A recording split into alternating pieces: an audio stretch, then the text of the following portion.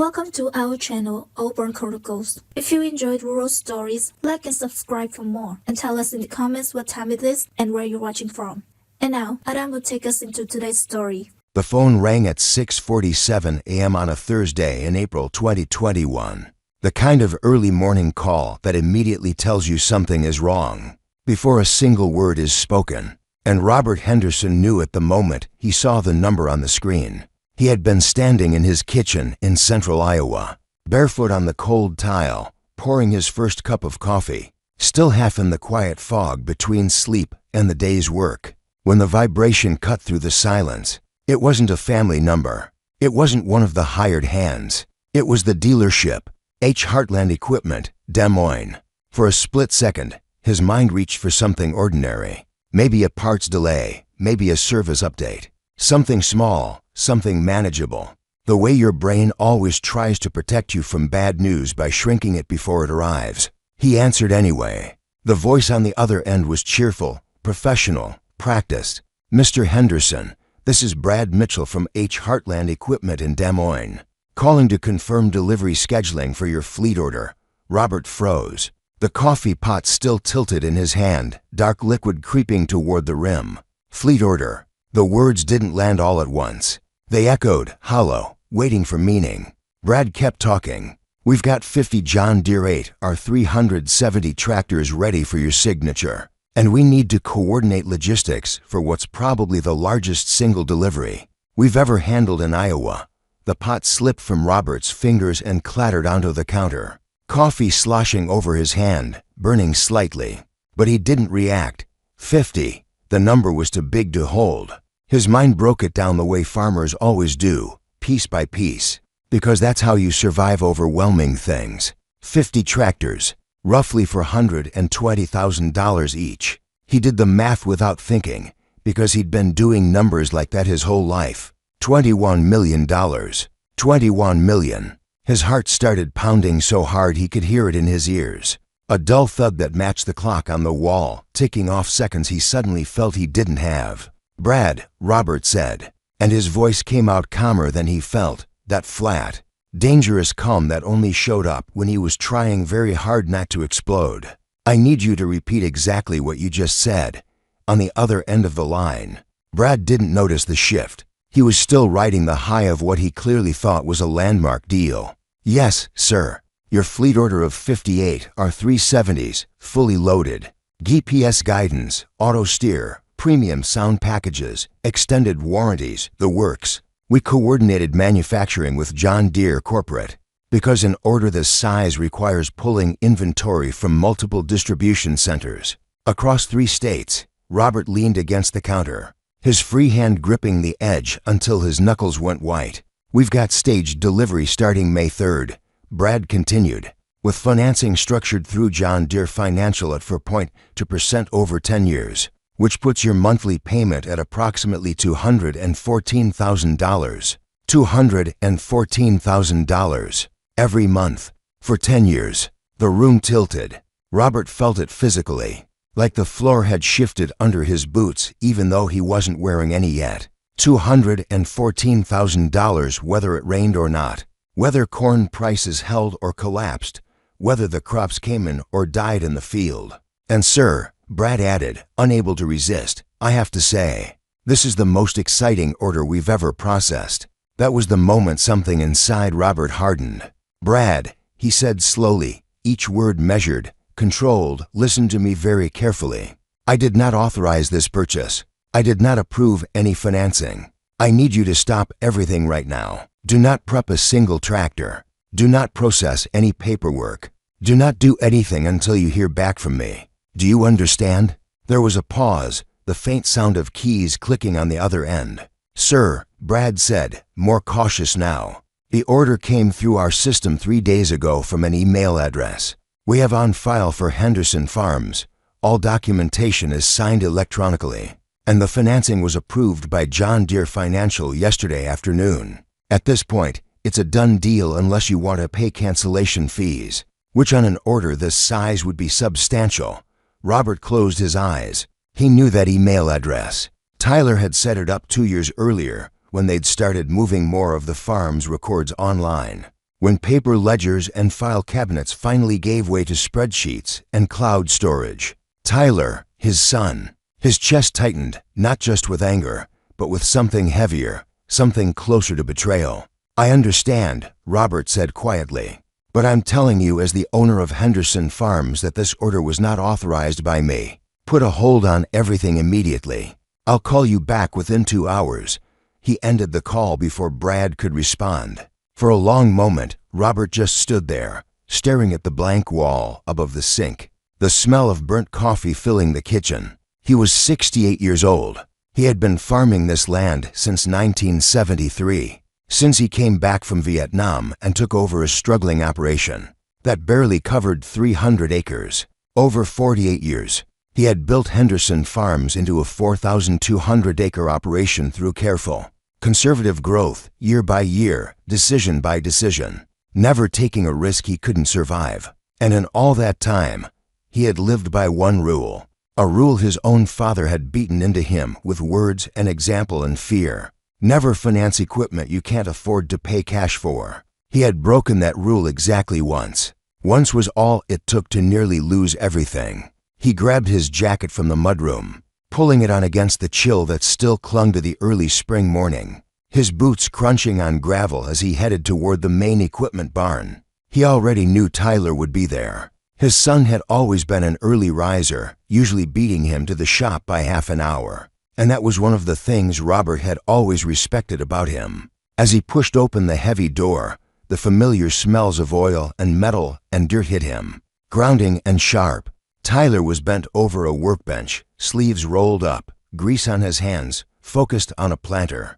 The picture of competence and control. For a split second, Robert saw not the man standing there, but the boy he used to be, the kid who rode along in the combine, who asked questions about soil and weather and yields, who said he wanted to farm this land someday. Then Tyler looked up. The change in his expression was immediate and unmistakable. Neutral concentration snapped into defensive readiness, shoulders tightening, jaw setting like a boxer bracing for a punch. He knew that realization hit Robert harder than the phone call had. This wasn't a mistake. This wasn't a misunderstanding. "We need to talk," Robert said, his voice low and flat. Right now, Tyler straightened slowly, wiping his hands on a rag, eyes never leaving his father's face. "About the tractors," he said. Not a question. A statement. The words hung between them, heavy and sharp. "About the 50 John Deeres you ordered without talking to me," Robert said. "Without getting my approval. Committing this farm to $21 million in debt." Tyler's face flushed, but he didn't look away. "We need them, Dad." 3 words. That was all it took. Not an apology. Not an explanation. Just a justification. "We need them." In that moment, Robert understood something that scared him more than the money, more than the debt. Tyler believed this was the right decision. He had convinced himself. He had crossed a line not out of carelessness, but out of certainty. "Did you authorize this purchase?" Robert asked, even though he already knew the answer, because he needed to hear it said out loud. "Yes," Tyler replied, the word landing like a stone. "Without talking to me," Robert said, his voice rising despite himself. "Without getting permission from the person whose name is on the deed to this farm." Tyler dropped the rag onto the bench hard enough to make the tools rattle. "I've been trying to talk to you about this for 3 years, he said. 3 years of bringing up equipment modernization, and every single time you shut me down. You won't even have the conversation. You just say no and walk away like I'm some hired hand instead of your son who's been running 70% of this operation for the last 5 years. The words hit home because they weren't entirely wrong. Tyler gestured around the shop. "I handle the precision ag you don't understand. I manage the crews. I coordinate with the agronomist, the seed dealers, the chemical suppliers. I run this place day to day while you sit in the office watching grain futures. But the second I try to make a real management decision, you pull rank." Robert felt his temper flare, hot and fast. "This isn't about rank," he said. "This is about debt that could destroy everything I've spent my life building. We can afford it." Tyler shot back. "The numbers prove it." Robert looked at his son and realized how deep this went. How far apart they really were in that moment reveals the true conflict brewing beneath the surface. Tyler saw a farm that needed to move faster, bigger, more efficiently to survive in a modern world. Robert saw a farm that had survived precisely because it never forgot how fragile everything really was. The sound of machinery hummed softly round them, the barn filled with tools and iron and the quiet weight of decisions already made. Somewhere between those 50 tractors waiting to be delivered and the man standing in front of him, Robert knew this wasn't just a fight about equipment. It was about control, about fear, about lessons learned the hard way and lessons not yet learned at all. And as he stood there, staring at his son, Robert understood something else, something that settled in his gut with a familiar dread. This wasn't over. This was only the beginning. The air inside the equipment barn felt heavier after Tyler spoke, like the words had changed the pressure in the room, and for a moment, neither of them said anything. The hum of the fluorescent lights overhead and the faint ticking of a cooling engine were the only sounds, ordinary farm noises that suddenly felt too loud. Robert crossed his arms, not to appear strong, but because he needed something to do with his hands. "You don't make a $21 million decision without the owner's permission," he said, his voice controlled but sharp around the edges. "I don't care how much of the operation you run." Tyler's face shifted from red to pale. "Right," he said, the bitterness cutting through every word. "Because I'm just labor, aren't I? I'm the guy who works 80 hours a week. The guy who handles all the technology you refuse to learn. The guy who keeps this place running while you hold on to rules that made sense 40 years ago." Robert felt the accusation land because some of it was true, and the truth of it only made him angrier. "Those rules are the reason this farm still exists," he shot back. Tyler shook his head and grabbed his laptop from a nearby shelf, flipping it open with hands that trembled just enough to give away how much this mattered to him. "Let me show you why we need this," he said. "Let me show you the numbers you won't even look at." He turned the screen toward his father and scrolled quickly, too quickly, as if afraid Robert might shut it down before he finished. "Last year we spent $347,000 on equipment repairs and maintenance," Tyler said. "That's parts, shop time, and lost productivity from breakdowns. Our current fleet averages 17 years old. We're running tractors from 2004 that were never designed to handle the load we put on them now." Robert glanced at the screen but didn't move closer. "They run fine," he said. "We maintain them." Tyler's jaw tightened. "We maintain them until they break anyway," he said, his voice rising. 19 breakdowns last year that stopped field operations for more than 4 hours.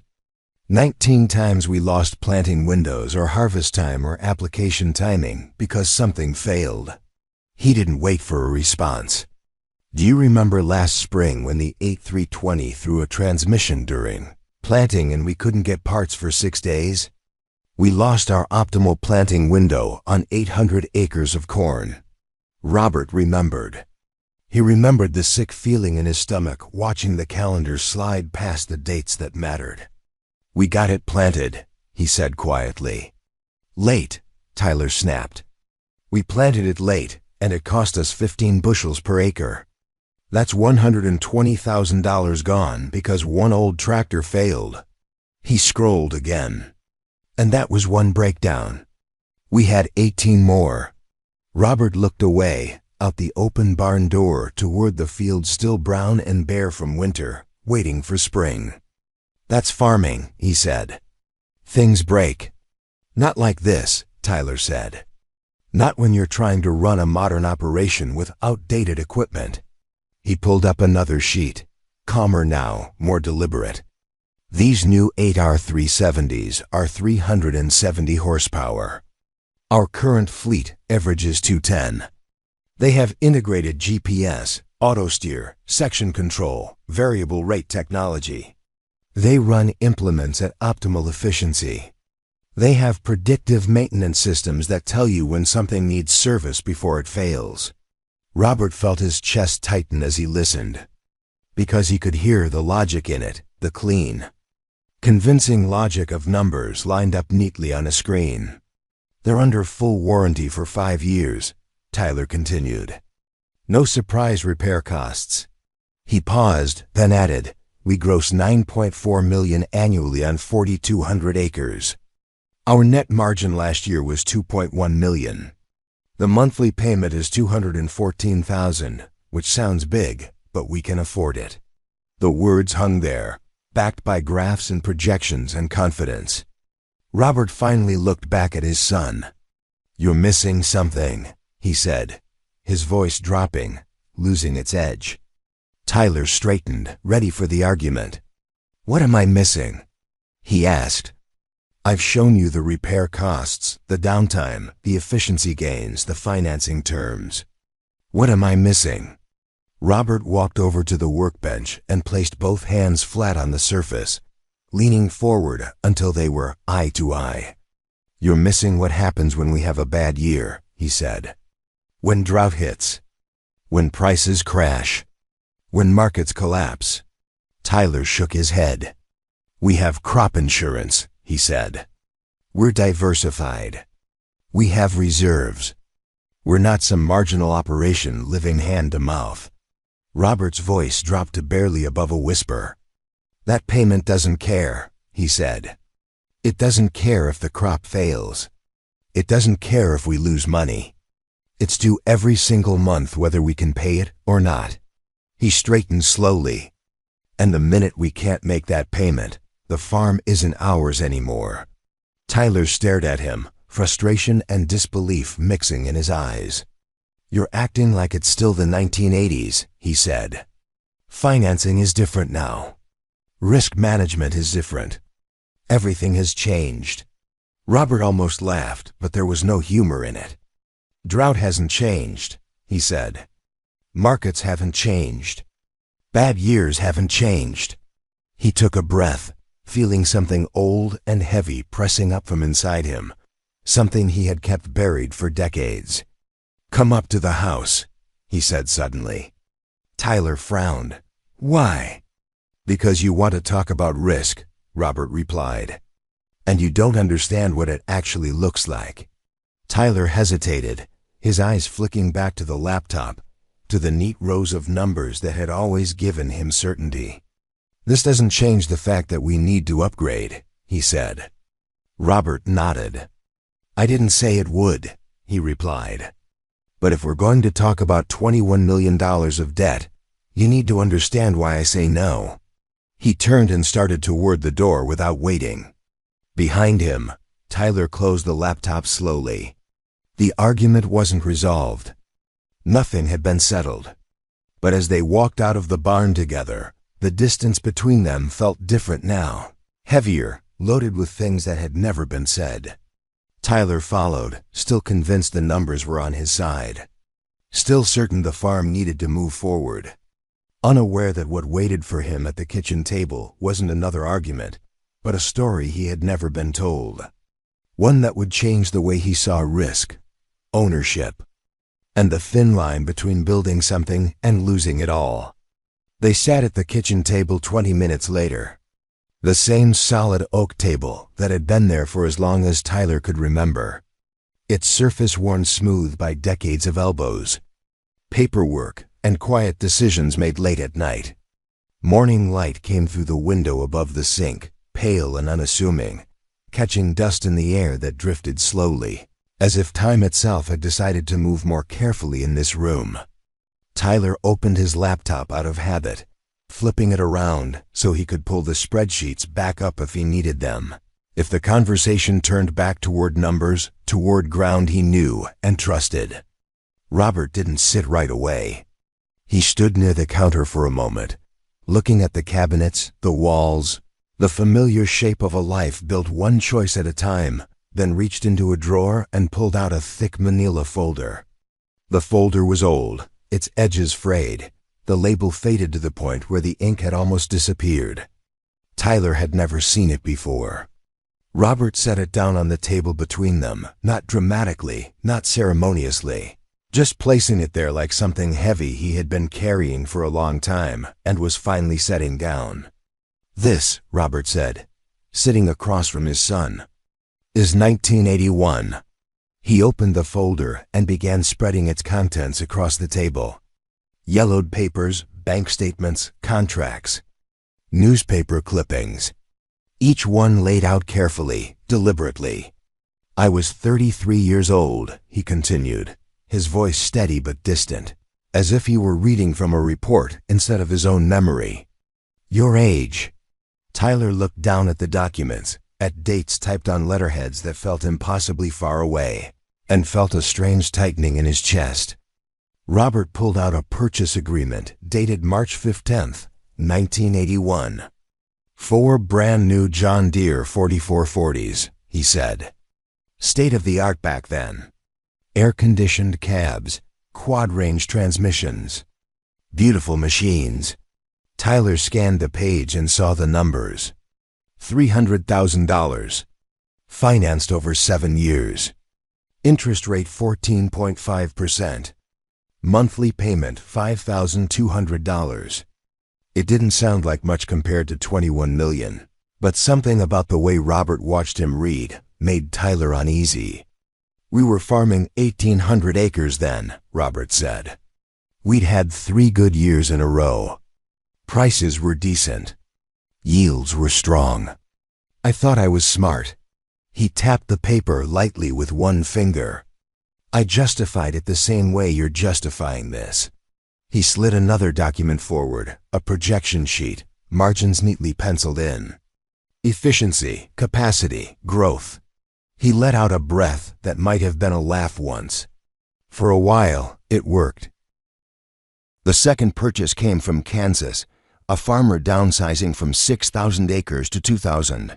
8 Case IH Magnum 310s from 2013. Robert and Tyler flew down, hired a mechanic, spent 6 hours inspecting every machine. They negotiated the price down to $685,000 for all 8. "Why did he come down so much?" Tyler asked on the flight back. "Because we had cash," Robert said. "Cash doesn't need approval." By August, they'd acquired 22 tractors for $3.1 million, all paid outright. They retrofitted GPS and auto steer systems themselves in the shop. Tyler handling the technical integration, Robert managing installation. They worked side by side, less like father and son, more like partners. And for a while, it felt like they had threaded the needle, like the worst was behind them. Then, late in August, the rain stopped. Not gradually, suddenly. Days passed without clouds. Fields that should have been lush began to dull, leaves curling slightly at the edges. Robert noticed it first,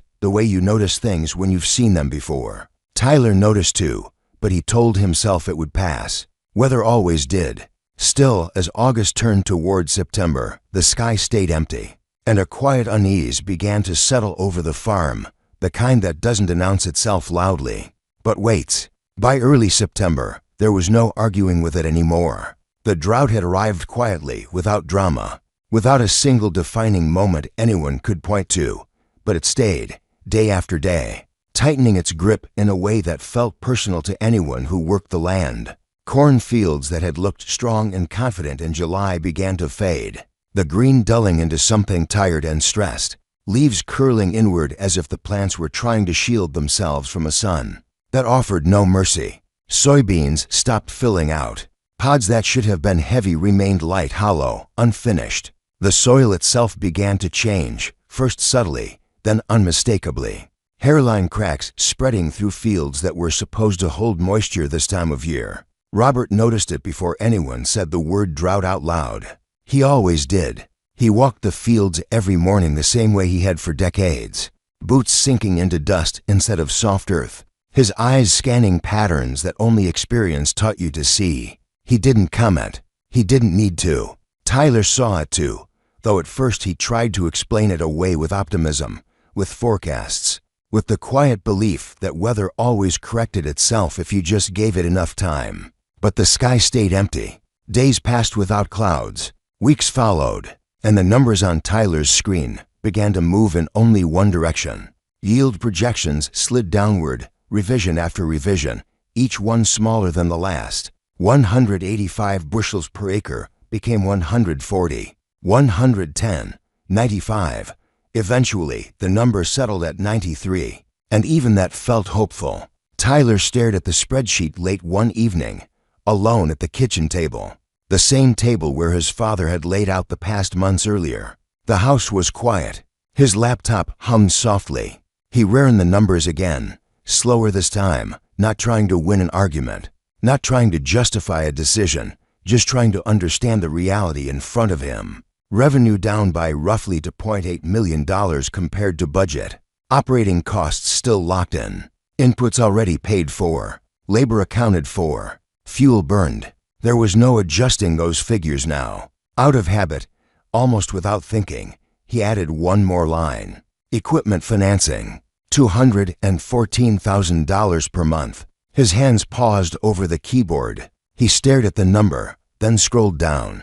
The total at the bottom of the sheet made his chest tighten. If they had taken on that debt, if those 50 John Deere tractors had rolled into the yard in May, the farm would have been more than $1 million short by the end of the year. There was no clever solution for that gap. No efficiency gain. No productivity tweak. No spreadsheet trick. There would have been phone calls instead, meetings, negotiations that only happened when things were already going wrong. He closed the laptop slowly, the soft click of it shutting sounding louder than it should have in the quiet room. For the first time since the order had been placed, Tyler allowed himself to imagine the alternative reality fully, not abstractly, not as a theoretical risk, but as a lived outcome. The stress, the sleepless nights, the knowledge that every harvest decision, every acre planted, every hour worked was no longer about building something, but about staying ahead of a payment that did not care what the weather had done. Robert came in from outside, dust on his boots, the smell of dry earth clinging to his jacket. He didn't ask what Tyler was doing. He didn't need to. Tyler looked up. "If we'd taken that loan," he said quietly, his voice flat with realization, "we'd be done." Robert nodded once, the motion small but heavy with recognition. "We'd be sitting right here," he said, gesturing to the table, trying to figure out how to save something that was already slipping away. Harvest that year was hard, the kind of harvest that tests your patience more than your equipment. Yields were bad, but not catastrophic. Enough to hurt, enough to sting every time the combine monitor flashed a number lower than it should have, but not enough to wipe them out completely. And because there was no massive equipment payment waiting at the end of every month, because no bank owned their machinery, because no dealer had leverage over the land beneath their feet, they survived. They lost money, yes, but the operation stayed intact. The farm lived to see another season. By November, Tyler had found and purchased 6 more used tractors, completing the fleet replacement they had started months earlier. 28 tractors in total, acquired for just under $4 million. Every single one paid for in cash, every single one owned outright.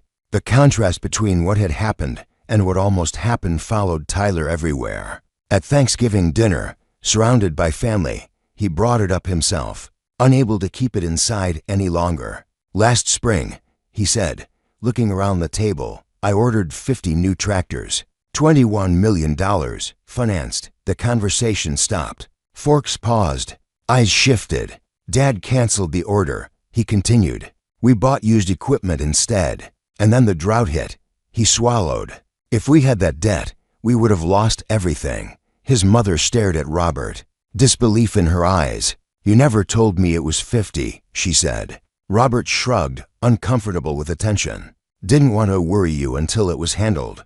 Tyler raised his glass, his voice steady. "To Dad," he said, "for being stubborn enough to save us from uncertainty." 3 years later, in the spring of 2024, Robert officially transferred Henderson Farms into an LLC, naming Tyler as managing member and majority owner, keeping a smaller share for retirement income. The farm Tyler inherited was fundamentally different from the one he had nearly leveraged into the ground with a single decision. The equipment yard didn't impress visitors the way some neighboring operations did. There were no rows of brand new machines gleaming under the sun. Instead, there were practical tractors, well-maintained, reliable, unremarkable to anyone looking for flash. But they ran, they worked, and they belonged to no one but the farm. Tyler began telling the story publicly, first quietly, then more often, standing in front of young farmers at extension meetings and agricultural conferences. People who looked a lot like he had a few years earlier. Confident, educated, pressured to grow fast or fall behind. I had spreadsheets that proved it made sense, he would say. Efficiency analyses, financial models. Everything looked right. He would pause there, letting the room settle. My father canceled the order anyway. And that same year, our revenue dropped by nearly $3 million. The lesson didn't need explanation. In 2024, as commodity prices fell and input costs stayed high, the agricultural economy tightened again. Across the Midwest, farmers who had financed massive equipment packages in 2021 and 2022 began missing payments. One of them was Tyler's neighbor Derek, who farmed 3,200 acres and had financed 38 new tractors and combines for $16 million. By the time Derek showed up at Henderson Farms, he was 3 months behind. The bank threatening repossession. He sat at the same kitchen table, hands wrapped around a mug of cold coffee, and asked the question people always asked when options were already narrowing. What should I do? Tyler pulled out a folder of his own, the one he had created to document the 50-tractor order that never happened. He laid it out slowly, deliberately, just as his father had done years earlier. You can try to sell the equipment, he said, but you'll take a massive loss. You can negotiate with the bank and hope they restructure, or you can liquidate and start over with what you can afford to own.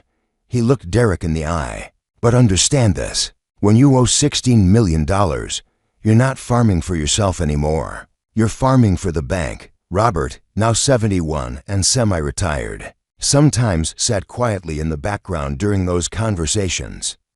Afterward, he would tell Tyler he was proud of him, not because he had grown the operation faster or made it more efficient, but because he had learned the lesson without it destroying him. That's the best outcome I could have hoped for, Robert said one evening as they watched the sun drop behind the fields. Tyler nodded.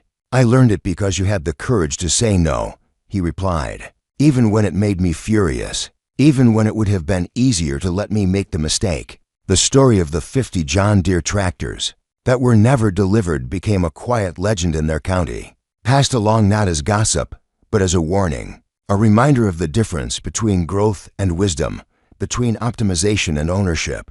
And every time Tyler saw an advertisement promising easy financing and faster expansion, he remembered the phone call his father made in April of 2021.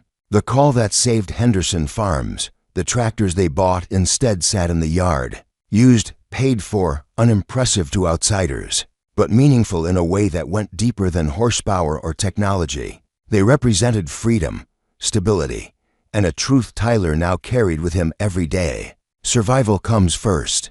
Ownership matters. And sometimes the most important decision you can make isn't moving forward at all, but knowing when to stop before one wrong step takes everything you've spent a lifetime building.